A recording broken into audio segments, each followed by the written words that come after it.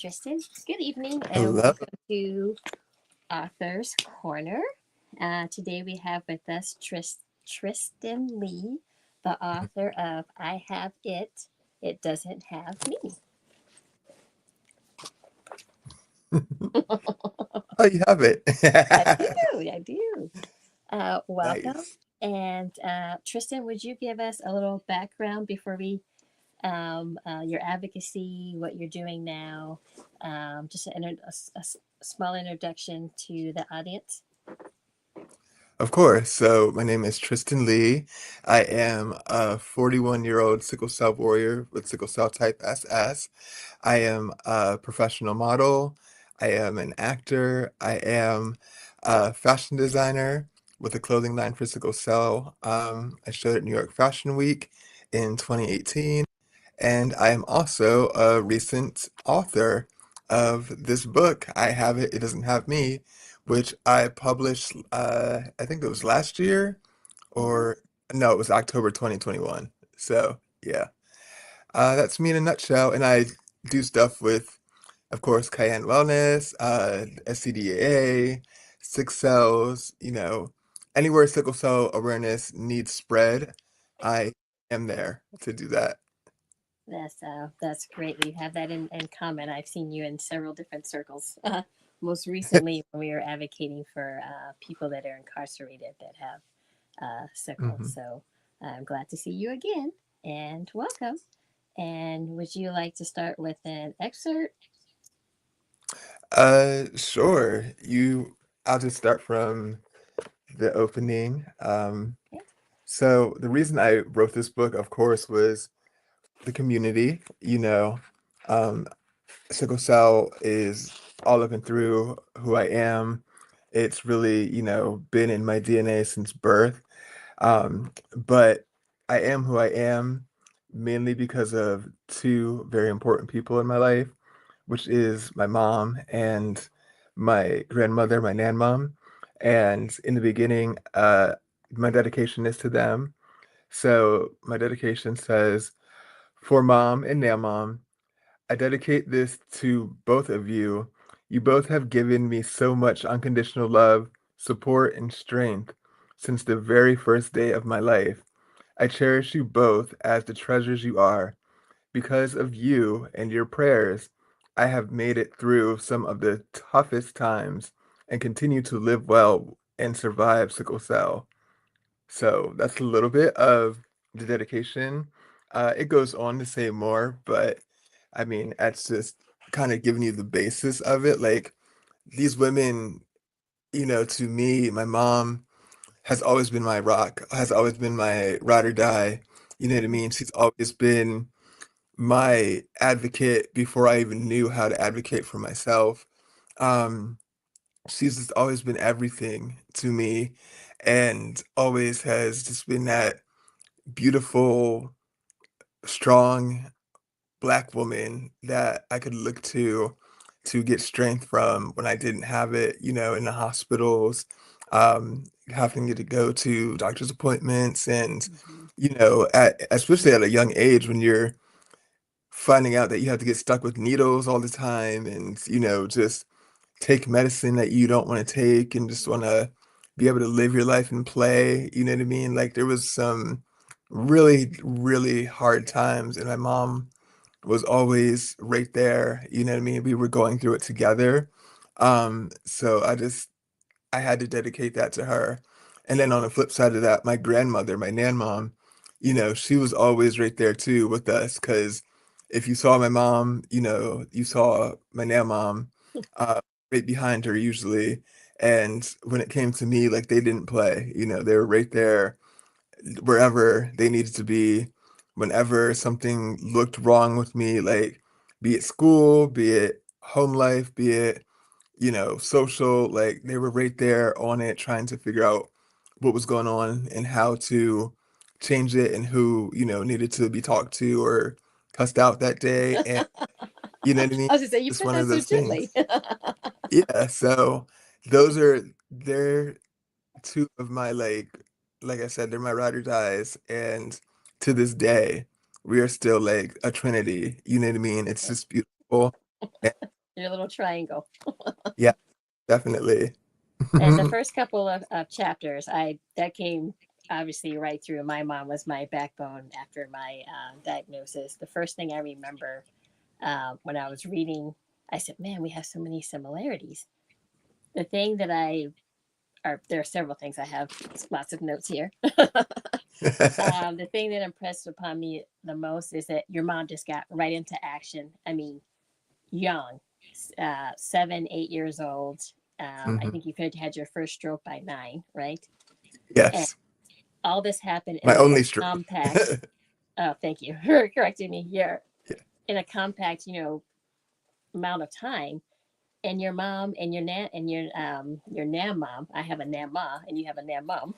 Oh, I love We're that. just right on it. I mean, just hit the ground running because I think Mhm. with your mom, she probably is. Does she have a background in the medical field?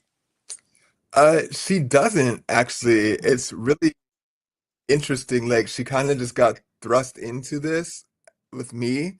But she doesn't have a background in medicine. But as she's gone through the years, like she's figured out that she is a very good caregiver, and Yeah. she now is, working with the elderly in like the nursing home, and she did go for more like CBO stuff. So like it's been a journey not only for me but for her. But she's always been such a caregiver. Like I can definitely see like if she would want to go to the nursing field or something next, like that's right up her alley. Oh, it came right through like the first couple of pages. I was like, okay, mom, I wonder if she has a nursing, but you didn't mention it, so that's why I asked. I was like, I wonder if she has a. I mean, she just hit the ground running. Diagnosis, okay, what do we do? And Mhm. then you're going through the trials and tribulations, and at 9, whoa. So tell us a little Yeah. bit more about your only stroke. Sorry. Yeah, so I think it's like it's in the book, but when I was basically so what happened was I was in the hospital, and I was actually in the hospital for like I think 2 weeks because of a sickle cell crisis that I was dealing with. And I was getting out of the hospital. They had unhooked the IVs and all that stuff like the day before, like they do. And, just to make sure that you're okay and all that stuff they give you that day. And then you know that you're going to be discharged. So the IVs were unhooked, and you know what I mean? I was just sitting there playing video games, whatever. And then like, all of a sudden I was just like, something did not feel right to me.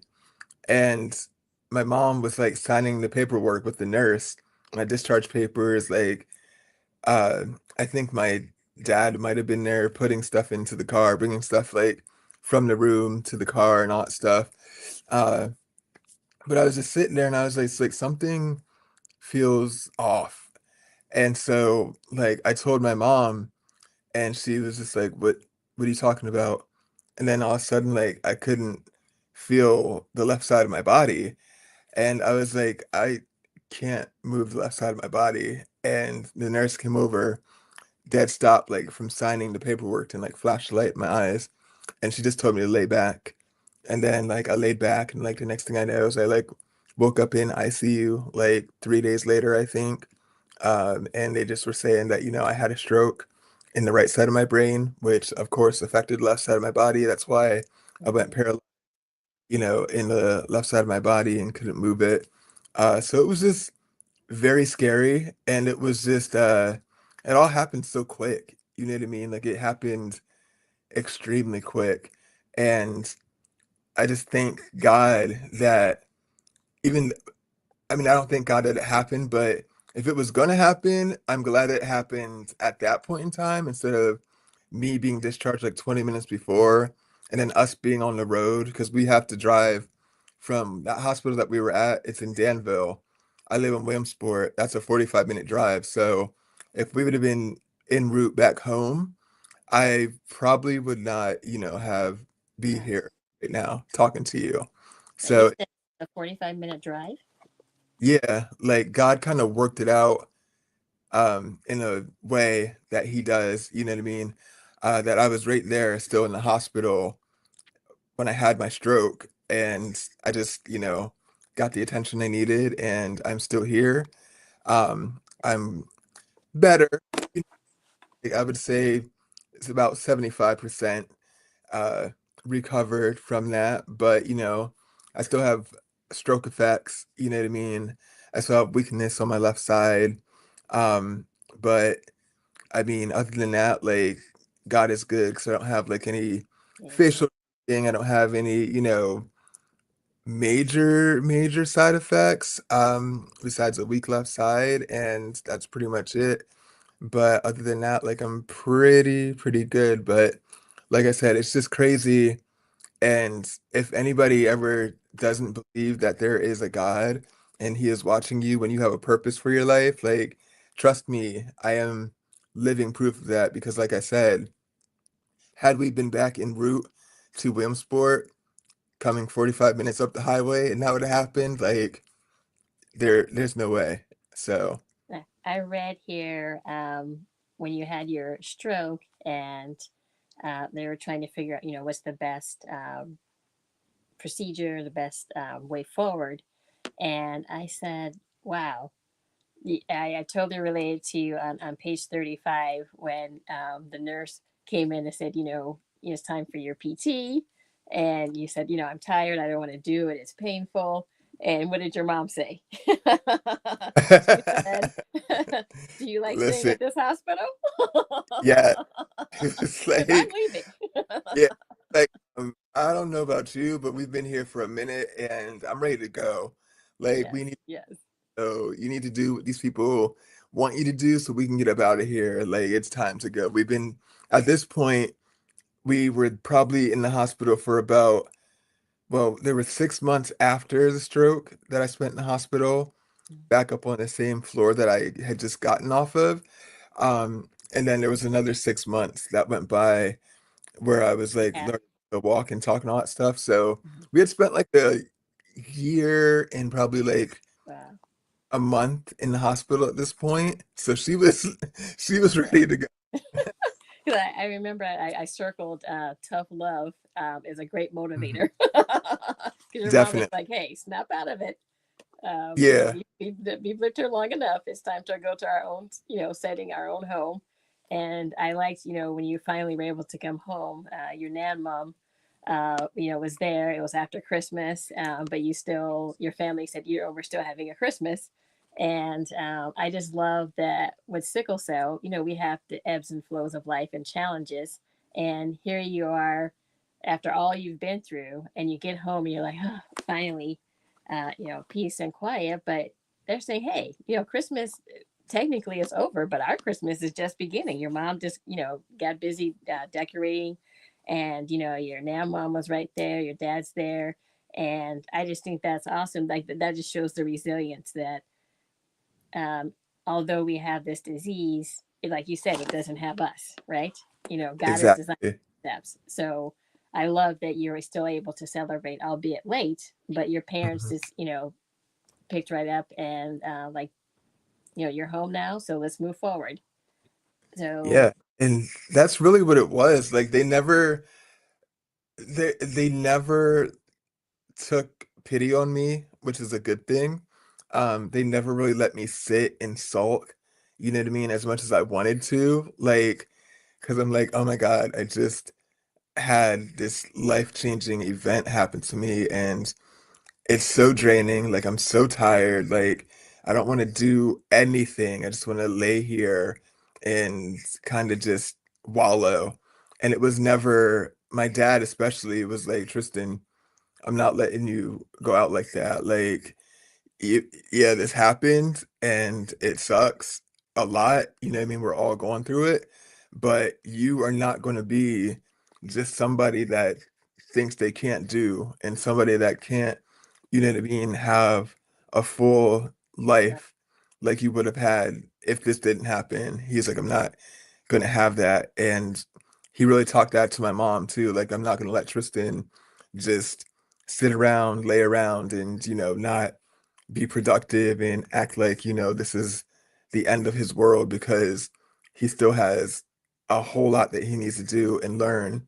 And that's why I am who I am today. You know what I mean? Like my parents never had that what was me kind of attitude towards me. Mhm, mhm. Even though if, especially my mom like might have felt it at times, my dad was just like, no, like do this, you know what I mean? Get up, keep going. Like, even though he really at that time didn't really show a lot of love and support, you know what I mean? I always knew that he was right there, you know what I mean? And behind the scenes kind of pushing me, even if it was through my mom, because like we really didn't talk like that. Sometimes Um, dads have that strong, stoic, I'm going to do what it takes for us to have, a roof over our, like tangible mhm, um, um, responsibilities, the quote, traditional man role. So, you exactly. supporting your mom as your mom was supporting you and your nan mom. And so, it was the great domino effect that was in a positive way. So I love Exactly. seeing that all through your book. You say, my mom was there, my granny was there, my dad was there. You mentioned your cousin coming over to play, and when you fast forward after you're discharged from the hospital, you're still having challenge with your balance, and you want to go to Mhm. your granny's, your nan mom's house, and you're going up the stairs because there's an elevator. And I just thought it was lovely, after that, I feel like probably it was Mount Rushmore to you that when you finally get up to the mountaintop, here's your granny, Mhm. here's your nan mom with your juice, your juice box. I just like, oh, grannies are awesome. Yeah, yes, they really are. Like, Yes, yes, God bless them, each and every one of them. yes. And so I'm gonna move forward here to the chapter 7. It says, and nothing was the same. And then you're going, um, you had your stroke, you had lost vision. I remember what you wrote, that your mom saw you one day kind of looking um, at the wall, and she asked what you were doing. And you said, I'm looking at TV. I'm sorry, no, I didn't fast forward. I went backwards. um, so, and you said, I'm looking at TV, and you hadn't realized that left side not only was had some paralysis, that you had lost your vision and that Mhm. eye. So I always just think that's amazing. With your body, it still was functioning, but it's almost like you said you had forgot about that left side because you had not very much feeling there, if at all. So I just another point of resilience. You kept going, and then they prescribed transfusion therapy for you, correct? Yes, So yep. talk a little bit about that.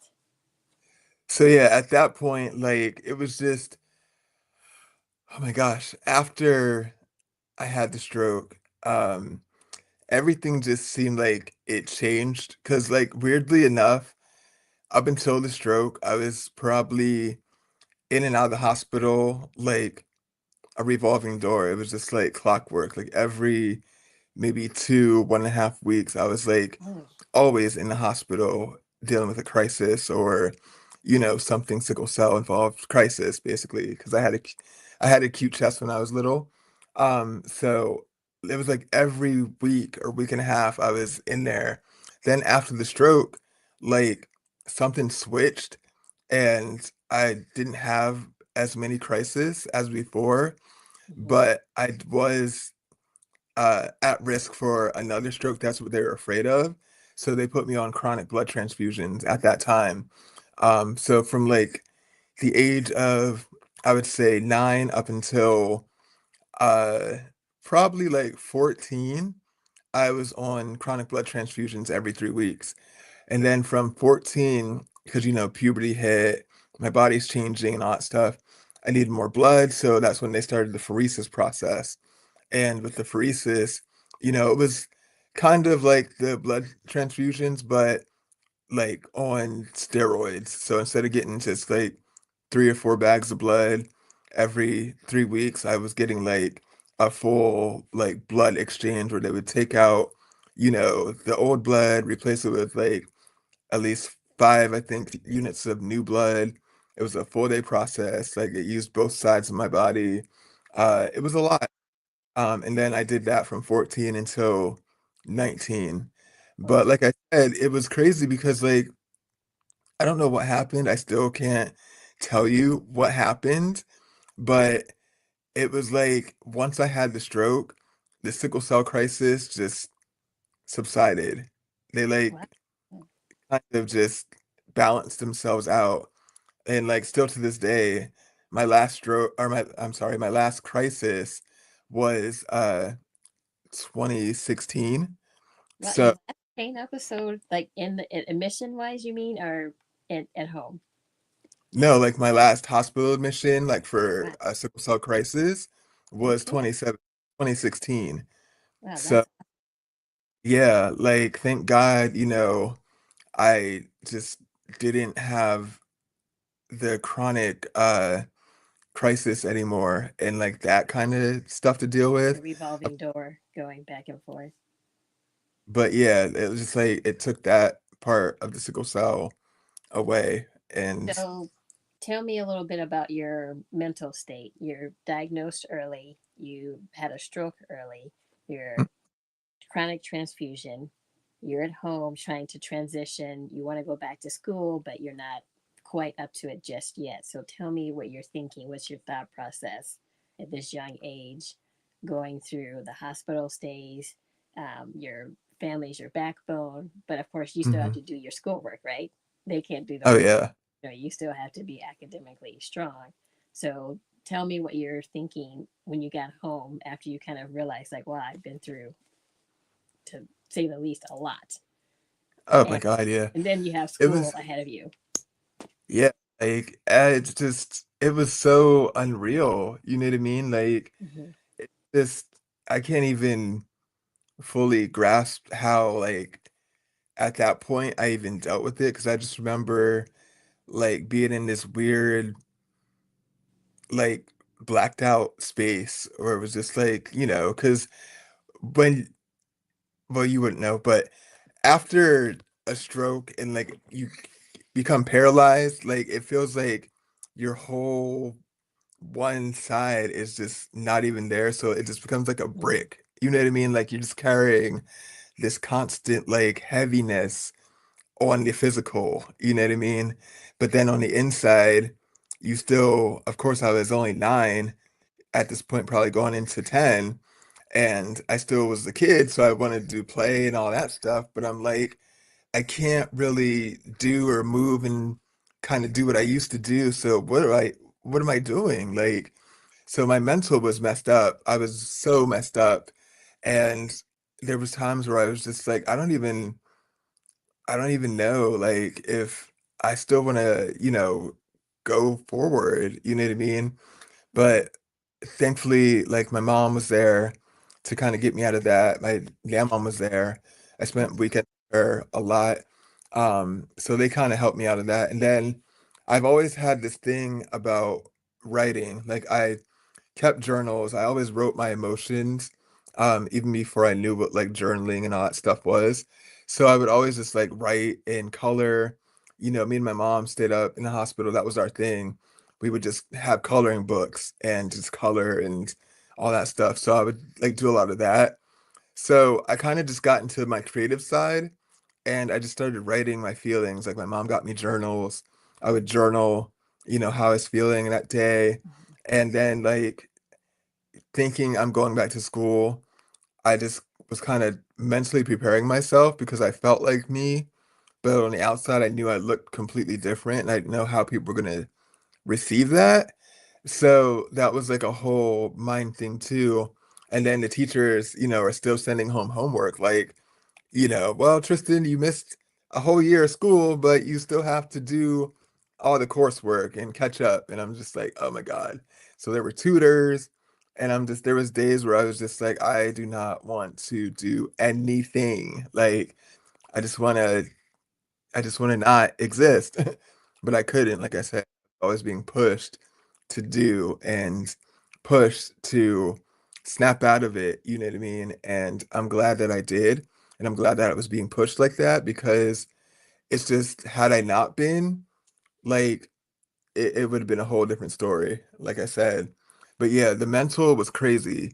The physical was one thing, but the mental toll that it took on me was so crazy. And for a kid, you know what I mean, to be dealing with something like that, like it just, I don't even understand. It's nothing but God. No one but God could have brought me to this point that I'm at now, because I'm telling you, it was just a lot for a kid. So what would you say, knowing what you know now, what would you say to a warrior in that position that's had so much a heavy load to carry at such a young age? How to take care of their mental health along with their physical health? Because you now looking, back on it, like you said, you were a child. You were just trying to wrap your head around being diagnosed with sickle cell, then having a stroke, and now trying to move forward and be a 9 10 year old trying to go back to school. And in your future you had your fashion and your creative side. So say something. What would you say, what advice would you give to a warrior that's going through, and even their parents, their support team? What would you say to them, how to work through all those different emotions, those feelings that you don't want to move forward, but something was propelling you. hmm That's a great question. So what I would say to, first of all, the warrior in that position, um, what I would say is don't bottle anything up inside of you, right? Mm-hmm. Whatever you're going through, don't keep it inside. Make sure that you have a creative outlet, or at least like always keep a journal. You know what I mean? Always keep some kind of some kind of thing where you can just, I know today we have so much technology like iPads and whatever, but just something that you can write your thoughts out, clearly, even if they don't make sense and they're muddled in your head, just write them out and get them out of your head. And then later go back and reread what you wrote, but also discuss with an adult or discuss with somebody that is close to you who can help you process or get through that. And also for the caregiver, I think it's important for caregivers to always just be very present with their warrior, always to be tuned in, like 24/7, you know what I mean? Because God knows that we carry so much on us. We carry so much in us, and it's already very heavy for us, especially when you're a child going through this. You know what I mean? So being present and being available and checking in with your kid or your warrior, you know what I mean? Just to make sure, that they're good, just to make sure how their day is, how their mental is, how, if there's something that they want to do that you might be able to help with, or if they need, like, you see them like kind of going to a dark place, you know what I mean? Maybe getting them help, having them talk to somebody, even if Mm-hmm. they feel like they don't, like, don't let them stay locked up in their head. Don't let them stay locked up in themselves. You know what I mean? Check in with them and really help them to pull whatever it is out and get it out so that you guys can go forward and really attack this disease and shape your lives the best way you can. You know what I mean? That's the only way it's going to help. The warrior has to get it out. The warrior has to talk it out. The warrior has to work it out. And then the caregiver has to check in and know X, Y, and Z and be very present and help the warrior get through that. So Because check it's in and so, support. yes, yes, Mm-hmm. Okay, yeah, no, that's that's it. excellent advice for the warrior and for their care team and their Mhm, support. And then, so you said you had a lot of creative juices. You were journaling. So is mhm. that what brought you into fashion? Um, I just it's weird about the fashion thing. Like, I think that kind of just snuck up on me, honestly. Like, I've always been, since I was little, like I've always had eye for style. I've always known that I wanted to dress a certain way. I wanted to look a certain way. You did when my mom was like picking out my clothes at like Hills or like Kmart, and I like I don't really want to rock that, but I guess I'm not buying my own. Budget. But then when I got to the age where I could buy my own stuff, you know what I mean? Like I knew what I liked. I liked a lot of Tommy Hilfiger. Still to this day, I love Tommy Hilfiger. I actually was in touch with him and the company, we did some shoots back in the day. So Nice. circle. But yeah, like I just always had this like thing in me where I was like, I don't like that. I wear it, but I'm not happy about it. So when I got the chance to take my fashion into my own hands and kind of shape myself and dress myself and figure out what I wanted to look like and how I wanted to present in this world, like I just ran with it. And clothes are something that comes so natural to me and so fun because no matter how you're feeling, you can always dress up or dress down, you know what I mean, Yes, your look yes, yes. to meet that same feeling and like present that to the world, even if you like are, a gothic nonverbal person or something, like you can still dress your style to match your mood. And that's always what it was. Or you can always, put on a rock an outfit that's just gonna display to the world like this is who I Well, am. the mood. Yes. Yeah, this is, you know what I mean? You see what it is, regardless of how showing up, out here. So it's just always been like that for me. And honestly, I just find it fun. You know what I mean? Like I've gone through so many different eras of my look from a teenager till today. I've had like gothic, I've had like uh punk rock, I've had like skater, I've had like so many different like, hip hop, like all these different genres that I would just play with. And And your finally parents rode it rode the wave with you. takes something everything and I'm just gonna be who I am. Like this is Tristan and that's how I became Devo. Like That's awesome. So, and then what about your friend circle? Like when you're in elementary till junior high, high school. Tell me about your Mhm. relationships and how did you tell them about sickle cell? So that part was pretty easy, especially when I got Mhm, back to school after the stroke, because mhm. obviously I had nowhere to hide. I was coming back to school completely changed, completely a different person. So it was like people are just looking at me, like the kids are looking at me like, what what happened to you? Like, what is going on?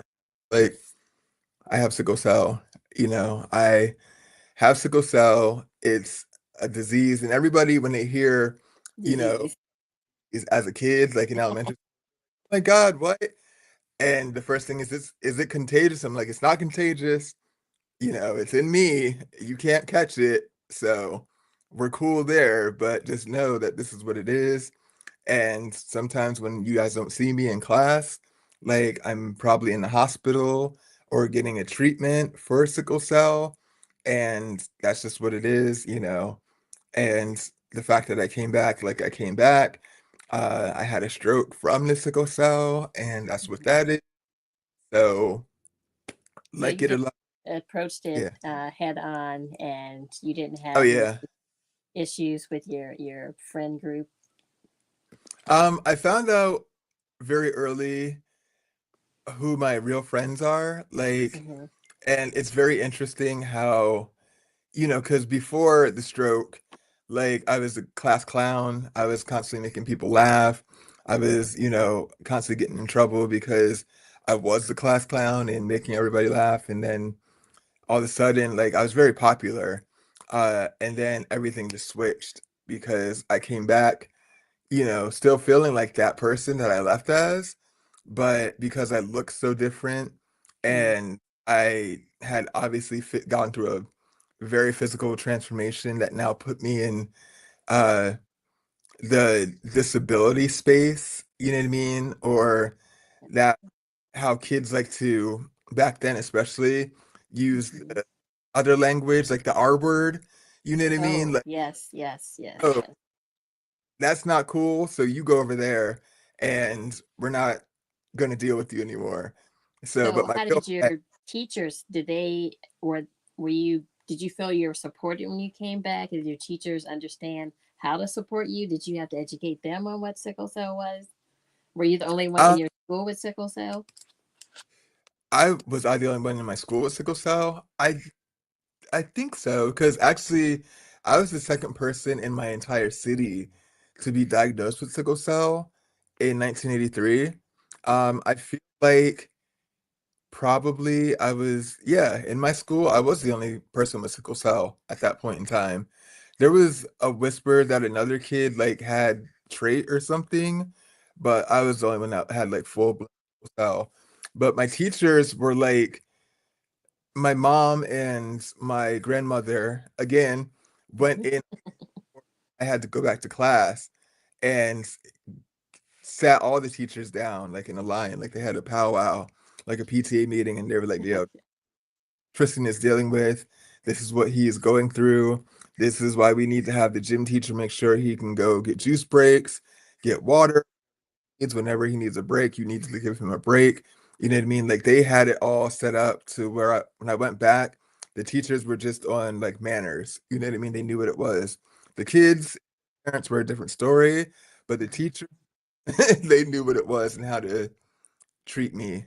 And they did the best they could. You know what I mean? Kids are gonna be kids. Kids are cruel, even to this day. You know what I mean? Like my niece is 5 and she's finding out, little things. She's just started kindergarten, so she's starting to figure out, what it is. Kids are cruel, uh, and that's just what it is. But like I said, I found my real friends, and that was a godsend and a blessing at a very young age.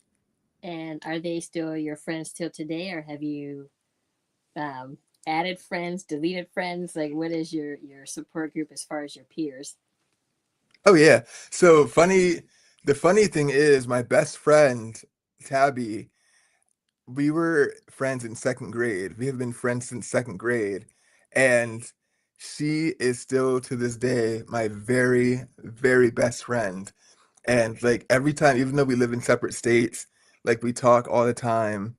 And, every time we get together in person, it's just like nothing changed. Like we don't miss a beat with each other.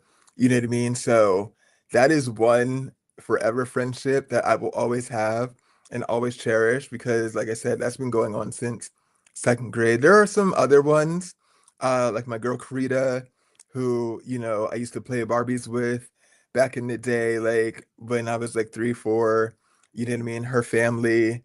There's a select few that I'm still in touch with, but a lot of people that I knew back then and were called friends at that point, I'm not friends with to this day, which is sad, but that was just God, you know, let me Clearing the know field. who was fake. Yeah. And I can't say anything but thank you for that. Like, Yes. but yeah, I do still have a handful of great friends from back then. Yeah. So tell us a little bit about your fashion and your modeling career. Yeah, so How did you get into it? I mean, I know you said you're, fashion forward person and you wanted to, have the latest fit and you wanted to look nice and, as you quoted, you know what it is. So you want to have that certain style, you want to be crisp. So how does that translate for your personal style and your fashion and then getting into modeling? Is it something that was succinct or something that was kind of how did you break into the modeling world? so the modeling thing kind of just happened, like because after this devastating stroke, like I was pretty tore up, so I was just like I had to find something to really center myself with. And it just so happened to be acting because I realized once I was under the lights and on stage and portraying a character that people were looking at me, but they were looking at me because of my talent. So staying in that same vein, I went to further myself in my acting with acting modeling school that I found in Harrisburg when I was like, I think 12 or 13. And my mom let me go audition. I got in, and so I was dead set on the acting part. Like I knew I could crush the acting stuff, but little did I know that I would really like the modeling part too. And so when I started doing the acting, like they would switch it every other like week would be like, one week would be modeling, one week would be acting. And I'm just like, I'm just here for the acting. And they're like, well, this goes hand in hand. Like, you don't get a choice. And I'm like, all right, whatever. So, but then as the like weeks went on, I started to feel like, well, I can do this modeling thing. You know what I mean? And then I noticed like my posture got better, like my walk changed. You know what I mean? I was more because there was mirrors everywhere. So you're very cognizant of your surroundings and what you look like at all times. So that's when I really begin to like straighten up, my posture. And then I was like, oh, well, that's a little too, I need to, maybe change that up. So like the modeling thing just really helped me because it let me see myself uh at a time where I needed to really see myself, you know what I mean, from every point of view If you possible. get lost with your diagnosis, you're still a full fledged human being that wants to experience life at its fullest, and you're not your diagnosis. Right, right. So it was just like that was such a godsend too, and in disguise. And then at the same time, like I'll never forget um the one week, like 2 weeks before we graduated, we had to learn how to do like stage makeup, and I'm like, In the bag. what- I'm a guy, like we don't wear makeup, blah blah blah. And like the makeup person was just like, listen, guys in the industry, they do makeup, they wear makeup. Like you got to learn how to do this. And to this day, that's why I do my eyebrows. You know what I mean? Because she was like, if you don't do anything else, just do your eyebrows, is your face. And I started doing, she taught me how to do my eyebrows. And that is why today, to this day, I still do my eyebrows because it totally changed everything. And then as it turned out, like she was right, you know what I mean? Because I actually got into makeup more, you know what I mean, in the modeling like world. They were putting like makeup on me, foundation, all that stuff to bring out my looks and just enhance my looks. So I was like, oh, okay, cool. And now I can do like a beat in under like probably 3 minutes. You know what I mean? I can like Okay. completely just change everything in like 3 minutes and be ready to go. And if And they call you to set, and the makeup artist is not there, you can, oh, your little friend is coming for a visit. yeah. And at the same time, like you learn about skincare, and the skincare aspect is amazing. Like I remember my first facial, it was the stuff called mint julep. It's Mm. like they sell it at, well, they used to sell it at CVS and Rite Aid. Oh, is it Helene? Yes, Queen Helene. Yes. Yes. I know So that one. like it's every I was just like, oh, I love this. So Oh, like I love yes. hair and makeup, and now like that's all the stuff that later in life I found to really like and be good at. So that was just another way of God kind of bringing it, in my path. Another So life tool. together for the good. That's awesome. So tell us about some of your work. You said Tommy Hilfiger. Have Mhm. we, what about your acting career? Let us know, Mhm. like, how do you handle that? Even though you weren't hospitalized after 2016, are you still have aches and pains? Are you going for checkups? Like, what is your day to day life? Are you going to school? Are you, what are you doing? You wrote a book. What are you doing to, I know you're advocating. What else do you have going on that you would like to share with us? Yeah, so like everything kind of changed in uh I think it started in like 2015 when I really started to put together Devo stars. Like I figured out that I was good at fashion design. Okay. So started like creating little stuff. There was like a runway show that was happening here in like this back it was like a bar at the time, but it was like the back of the bar that they just like let us do whatever. And I jumped in that with like 3 looks. And then like I was like, you know what? That was fun, but I can take it to the next level. So the next year, like I got a collective of artists together and we went to this place called the Pajama Factory and we created this show called Strut, which I envisioned as being like a New York Fashion Week kind of style show like that around here. So I started putting everything in place, like, the models. We had model boot camps, like one weekend. I selected the models. I made sure designers knew what they were doing. I ended up creating like another probably fifth, no, it was like 10 looks at that time. And so with 3 I already had, like that was my collection at the time. And the show went off without a hitch. It was the first time Williamsport had anything like that. So everybody came out. I had it on the radio, all that. I did What? in the flyers. Um, and everybody, like the whole town just showed up. And I, of course, was the MC because I do spoken word. I hosted spoken word. So I was like, I got this. So I just MC'd the whole thing. And, the models were doing what they were supposed to do. The designers did what they were supposed to do. And it was just a beautiful thing. And everybody was like, oh my God, that was amazing. And I was, thanks to You me. brought the whole production together. You're emceeing, you're supervising the fashion, you're supervising the models, you did a boot camp. I mean, that's a lot to do. How long did it take you to prepare for it?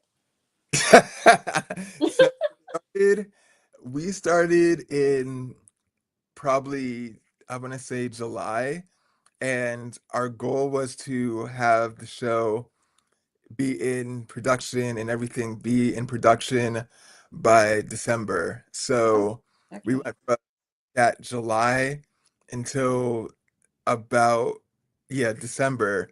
So we had that full timeline. I made sure we had like a very, especially since it was the first one, we had like a very large time to play, and getting fine-tuned. And we needed all that time. And then finally when it came together, it was just like how it was supposed to be. You know what I mean? So, and then we did two more, I did two more shows from that one. And In they your were town or another town? yep, in my town. And then of course, when my show stopped here, I was had gotten more acclaim because I had gotten my I had now gone from like a 3-piece collection to a full 35-piece collection throughout like 3 years. Okay. So designers and people were telling other people in other towns about me, and they're like, "Oh, you should come be in this show." So I did Harrisburg Fashion Week, I did Baltimore Fashion Week, and then finally I did the crown jewel of New York Fashion Week in 2018, Wow. which was Okay. like right before the pandemic, and that was just like the icing on the cake. And it was just a great time. And as far as me getting with Tommy Hilfiger and those guys, like I have an agency that is specifically for people with disabilities, and Oh, they kind of found me through everything I was doing, and they're like, "Hey, we think you would be good for our agency. Like, you should, come over here, see what we're doing." And so I was like, "All right, cool." And so I had already done a photo shoot at this time with Mike Ruiz, the celebrity photographer. He's like one of my mentors to this day. I love him. We did this full like photo shoot in New York City at his studio. It was great. And then they saw me and they're like, "Come over here. We think we have something for you to do." And I was like, "All right." So I was with them for a minute, and then they were like, "You need to go to this casting and just see what happens." And I was like, "All right, cool." I didn't know what it was for. Excuse me, what the casting was for. And then when I showed up, like I met everybody, and they're like, "Yeah, so we're gonna Tommy Hilfiger stuff, and just take some shots and just do a little test shoot." And I was like, "Did you say Tommy?" And they're like, "Yeah, this is for Tommy Hilfiger adaptive." I was like, "Oh, in the okay." pocket. So I was like, I got it. Okay, I got that. So yeah, that's how I worked with Tommy. So But it was how just is again it? a circle because like back in middle school, people started calling me Tommy Boy because I didn't rock anything but Tommy Hilfiger. The time I was in sixth grade to the time I was like in ninth grade when I start wearing other labels, I wore Tommy Hilfiger every single day. And that's how I became Tommy Boy at that time. And then it's just like when I became an adult, actually working with Tommy Hilfiger, it was just like, ah! Yeah, that is a full circle moment too. Are you wearing you today? Is this one of your designs? No, this is actually Boohoo Man. Boohoo Man, Boohoo Man. uh, Quavo, it's his line. Oh, Quavo Yeah. from Migos. Yes. Get out of town. Okay. Mm-hmm. So I was like, okay, So, okay, you can bring in the Christmas vibes. So you have your red out. well, red and black is my red, black and white is just my life. So, Oh, okay. yeah, do it definitely. Well, I I'm love giving it. that holiday here. Okay, yeah, the holiday spirit. I love it. I love it. Yeah, And then when you're going to all these fashion weeks, how's your body holding up? You're missing Boston. I'm thinking, oh, chilly. You live in a chilly town, right? I mean, ice cold. You said it was like 26 degrees. it is. How It's do you how do you navigate not only your just everyday living, but going to these different climates when it's mhm. not the best season for us? Yeah. Thank God, me growing up here, I'm kind of a snowbird. Hmm. So my blood is kind of used to it. Like summertime is the switch. Like this time for me is good. Summertime, I hate it because that's the time where I really cannot function like that. But right now I'm pretty good. I think that's just from me growing up here all my life. But yeah, like, but you're in different climates, you just have to dress accordingly and know what it is. And in fashion, you know, a lot of the times, like we shoot, our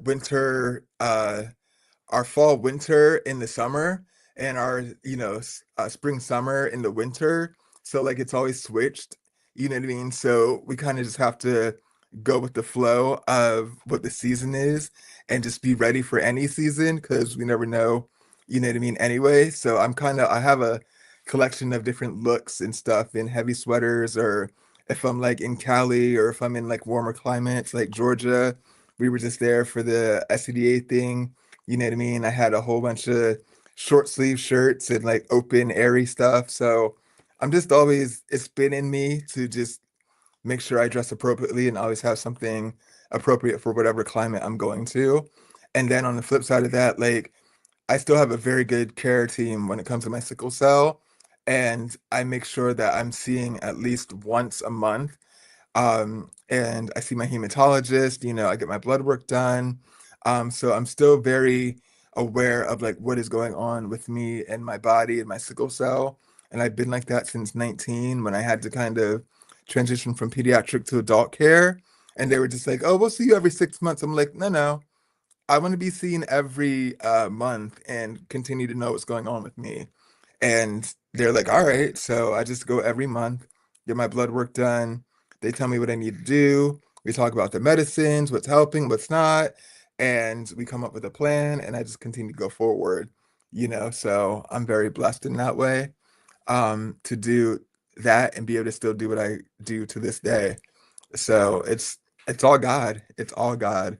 Well, thank you for coming today, and we're having some technical difficulties, so we're going to end a bit early. But I hope that we will have you back, and you can continue to tell us about your advocacy and your fashion and just life as Tristan Lee. Of course. So thank you for coming today. This has been Author's Corner, presented by Cayenne Wellness Center. Thank Thank you, you. Tristan. Perfect. Thank you. Have a blessed night and have a happy holiday, everybody. Thank you. You too. Yeah, bye.